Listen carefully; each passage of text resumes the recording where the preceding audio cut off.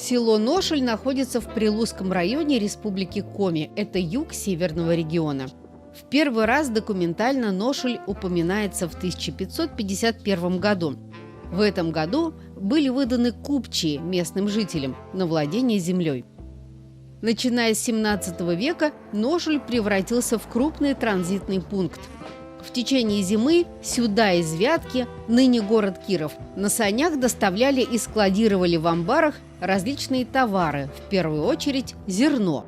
Здесь же на берегу реки Лузы строили десятки больших барок, а весной во время половодья сплавляли их до Архангельска. Из Лузы суда попадали в реку Юг, а в Великом Устюге – в Сухону, в нынешнем Котласе – в Северную Двину. Знаменитую Ношельскую пристань упоминал в своих дневных записках ученый Иван Иванович Лепехин. Ученик Михаила Ломоносова побывал здесь в 1771 году с экспедицией по русскому северу.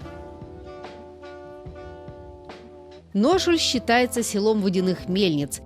На речке Чекша стояло около десятка этих сооружений. За несколько лет до революции в Ношельской школе преподавал лингвист Василий Молодцов, который разработал свой коми-алфавит. Его так и называли – Молодцовский алфавит.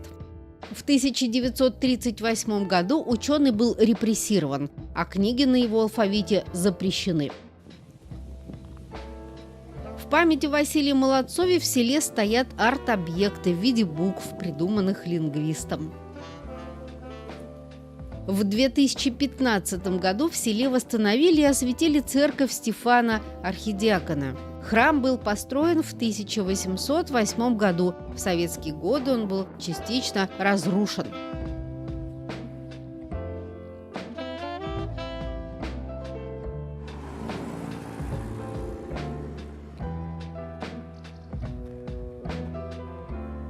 Сегодня в Ношеле проживают около 1000 человек.